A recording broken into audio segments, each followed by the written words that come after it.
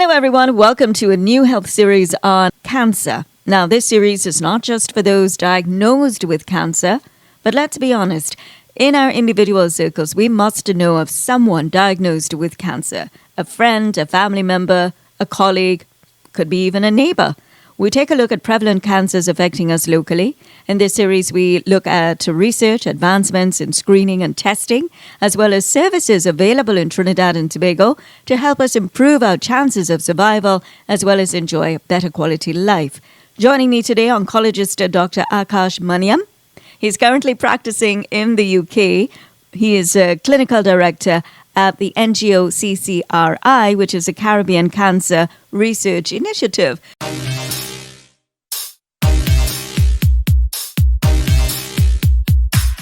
So welcome, Dr. Maniam. I have to say that some folks might be hearing about the CCRI for the very first time. So this is a great way for us to kick off this series. Tell us a little bit about the CCRI. Sure, would love to. So the CCRI was founded 6 years ago in 2016 by Kimberly Badal, who at the time was doing a PhD in cancer biology at University of the West Indies in St. Augustine. And the mission and the vision of CCRI has always centered on two main things. One, the launch of something we call the Patient Navigation Program, and we could go into that a bit more later. And two, to increase the amount of research and good quality research done within the Caribbean, but obviously particularly in Trinidad and Tobago since we're based there. Because we realize that there is a dearth of published data on the incidence of cancer or the biology of cancer and outcomes relating to cancer in our context. And when you're making decisions in the clinic, you're extrapolating from data in the US or the UK or other countries. And it's never quite the same. You always want to have data from your own population, from your own people, and taking into account the unique ethnic and cultural and demographic differences of the population to inform policymaking in a better way. So the aim has always been those two things, but we do branch off from them with time. Now, I'm curious about that patient navigation service. How do patients benefit from that? So patient navigation is a concept that is still a bit new to the Caribbean. It's not something that is well established yet within the Caribbean, but has been established in other countries. Now, patient navigation very simply seeks to make the patient's experience and journey within the healthcare sector easier. So, for instance, a navigator who is typically a trained nurse, but doesn't necessarily have to be, can be a survivor or a physician or someone who's just interested, as long as they're trained to navigate. And that person knows a lot about cancer and the healthcare system. That person will take a patient, say someone who is suspected to have breast cancer or even diagnosed with breast cancer, say in one hospital in Trinidad, and they will map out that patient's entire journey. They will make sure that their scans are done on time, that their tests are done on time, that their results are there for the patient. And if they have to go to another hospital, say they're going from Sangre Grande to Mount Hope or to St. James, they will glue the system together and link those appointments together and make sure that those other things are taken care of so that the patient isn't the one running around trying to make all of this happen, which for a cancer patient is enormously stressful, and you want to make things easier for them. And so navigation helps to pull all of that, as well as provide a person who is there for them, who they can message, they can call, they can email if they have questions or they want to discuss aspects of their care. So it helps the system, it helps take time away from the busy clinics that physicians and nurses have, and it also helps to make the patient journey simpler and gives them a focal point of continuity across their journey from initial diagnosis to surgery, to chemotherapy, to palliative care, all of the above. And that's a very well-established and well-evidenced concept in other countries. And so the CCRI developed a program to train those navigators in the Caribbean. And the aim is to deploy those navigators across the different systems in the Caribbean, but starting in Trinidad, to try and bring those benefits to people. Well, the key word here is research. Now, when I look at statistics, and this is just a layman's view, All right, but I still see breast cancer at number one on the list of common or prevalent cancers, not just in Trinidad and Tobago, but this is still a global challenge. And you would think that with all the research we've done, with greater access to information, you have screening and testing improvements, and then those screening and testing services are more accessible than years gone by. Why is breast cancer still at number one? Yeah, actually, so with many cancers, funnily enough, you're going to pick up more over time as we simply become better at detecting them. For breast cancer, there are a few different reasons for why the incidence is rising. Because as you correctly said, it unequivocally across the world, the incidence is rising. The first is detection. We are so much better now at detecting breast cancer. Our screening tests are improving. The uptake of screening is increasing, and therefore, we're picking up earlier breast cancers and therefore more breast cancers than we would have otherwise, which increases the incidence. Secondly, age. Age plays a very big role because the biggest risk factor for breast cancer is simply age. It's the most universal one because the risk of breast cancer and many other cancers increases with age. Breast cancer, for instance, the average age of diagnosis is around 63 in the US. So it is a condition that increases with age. And as advances in healthcare and living conditions, so access to clean water, etc., have improved, now we're seeing the legacy impact of that because our populations are living longer and living well. But eventually everyone ends up picking up something. And so cancer is one of those diseases that now we're going to see more of, and breast cancer is no different.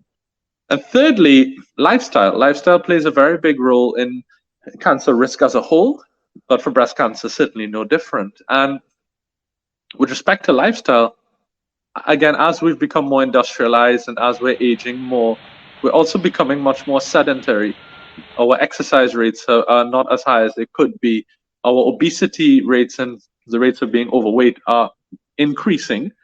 And this is not unique to Trinidad by any means. It's a problem across Latin America and the Caribbean, the United States, the United Kingdom, etc. But obesity is a big risk factor for breast cancer. In addition, alcohol, tobacco consumption is decreasing in many societies, but alcohol consumption is still quite widespread, and there are certainly risks involved.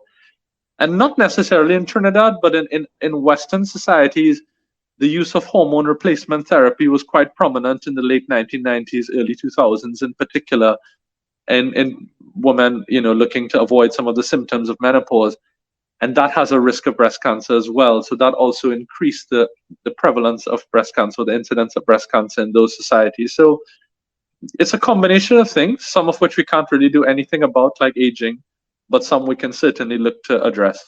I think the key thing is not necessarily that it's increasing in an incidence, but the mortality of it all. If it's something that we're just seeing more of, but it's easier to treat, it's earlier stage, and the cure rates are higher, then that's always going to be a good thing. But if we're seeing more of it that is advanced or more difficult to treat or more resource intensive to treat, and that's some of the research we're looking to do, that's going to change drastically the sort of healthcare requirements and system requirements we need to manage it. Well, for those of you just tuning in or logging on, I am chatting with oncologist Dr. Akash Maniam.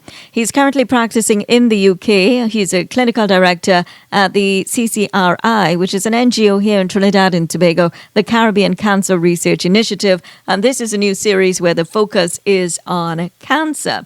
Now, Dr. Maniam, let's chat a little bit about screening and testing, because we have mentioned that we've seen improvements over the years. So tell us about some of the ways we have actually upgraded here in Trinidad and Tobago.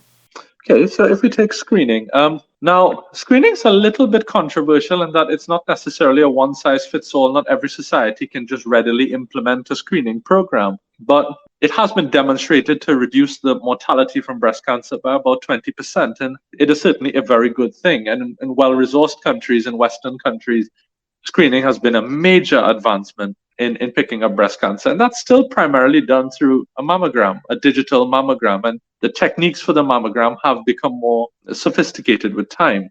So they're more sensitive in picking up things that we may not have with more old-fashioned mammography equipment. We're also better at using ultrasound and MRIs in some cases for younger women, particularly those with genetic risk factors for breast cancer, which we didn't have access to a long time ago.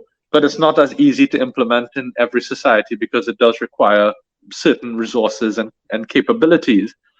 But respect to and also with screening, it also is married to general societal awareness of breast cancer. And because of all these nice awareness campaigns around the world, women and men are much more aware of breast cancer. And so their participation in screening is higher and their engagement is higher. Their awareness of what is normal for them and not normal with respect to normal breast texture is higher.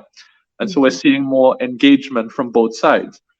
With respect to treatment, the treatments honestly have exploded in the last 10 to 20 years. The types of treatments we can give to a breast cancer patient in the early or the advanced setting honestly are phenomenal. We've made so much progress in the drugs that we're able to give, the radiotherapy techniques that we're able to have, the surgical techniques that are carried out, reconstructive surgery, which is crucial. If you look back 40 years, everybody had a mastectomy. And we didn't really have chemotherapy in any meaningful way. And now the surgeries are becoming more and more precise, less and less scarring, and we're able to achieve good cosmetic outcomes with excellent long-term survival.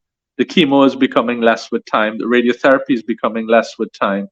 And we're getting more and more targeted treatments to help improve survival. So on both arms, screening and treatment, things have actually improved a lot. And I think breast cancer is experiencing more research and investment and many other diseases, full stop. So we're likely to see this improvement continue. So there is some positive news there where the mammogram is not half as painful or as unpleasant and uncomfortable as it used to be in the years gone by. So I think some people actually welcome that change. Now, back to screening and testing. What happens when you get your test results? It's important for listeners to know this because you tend to think that, okay, you get your results and you take it back to your doctor and then the decision is made, a diagnosis is given, and then you have to deal with it from there. I don't think it's as easy or as simple as that. Take us through the process. You go for screening, you get yourself tested. What happens from there? So actually, the wonderful thing about cancer care is that it very rarely would go to me or to one person, full stop. There's always a multidisciplinary team involved in cancer care. Whenever someone has a cancer diagnosis, suspected or proven, it's put through a meeting. In the US, they call it a tumor board. In Trinidad and the UK, we call it an MDT, a meeting essentially where you have surgeons, you have oncologists, you have radiologists, you have pathologists, and other health professionals there. And each case is reviewed so that everything is discussed there and then so that you can make, consensus decisions on patient care.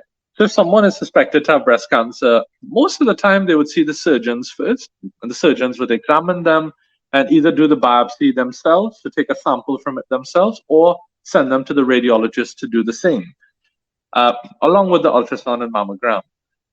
Once that test is done, it goes to the pathologist who examines it under the microscope and looks at it, does different tests on it, usually with different stains, to look at the cells and see what they look like. Are they breast cancer cells?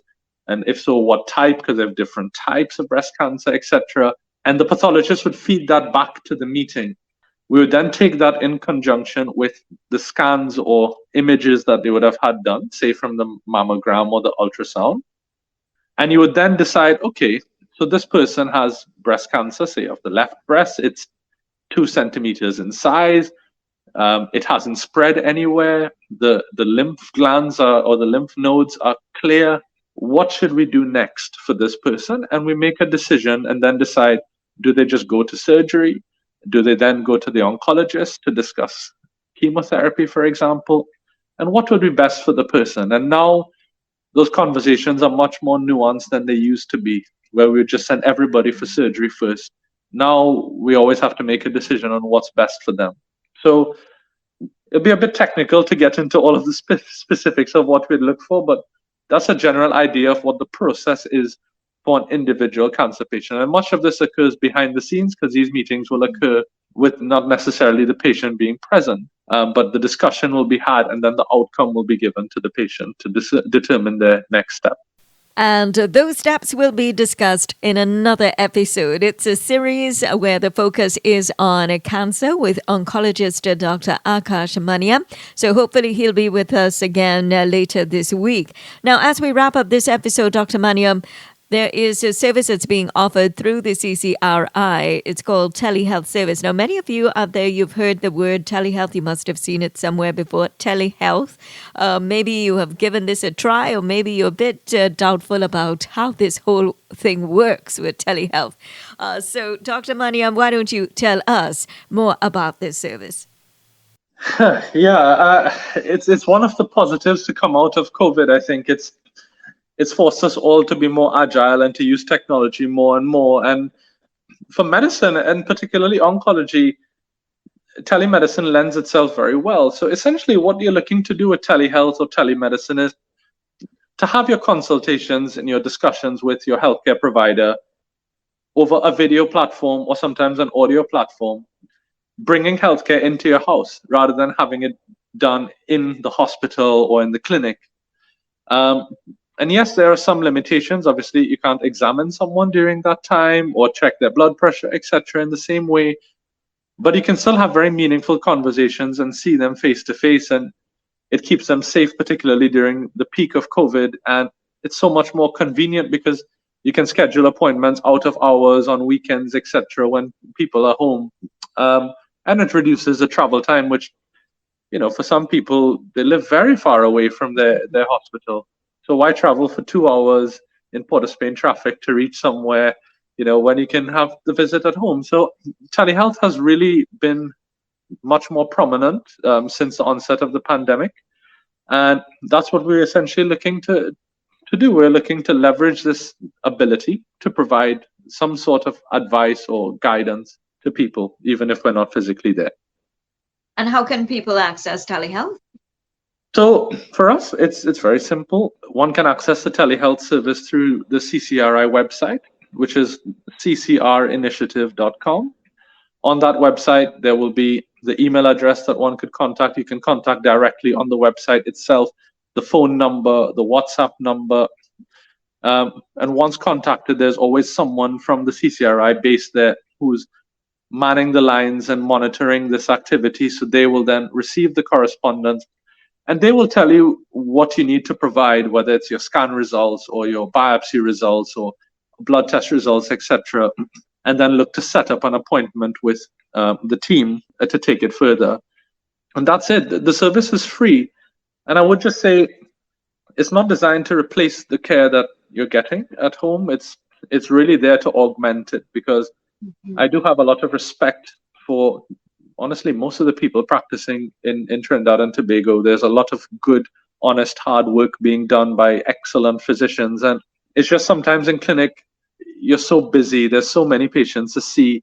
Both patients and doctors don't feel like they have the time to explore some of these concerns and questions that they may have, or topics that they may not think to talk about, like sexuality or libido, or the psychological effects, the mental health impact of cancer, the social impacts of cancer, some side effects of chemotherapy, etc., that they may not feel like they're able to discuss at that particular moment in time. And we're just looking to help fill the gaps and be able to provide some of those pieces of information. And in many cases, just reassure patients that actually, look, they're getting good care, they're getting appropriate care, the team is looking out for them, they have their best interests at heart, and to try and instill more confidence in the system and in the kind of care that they're getting.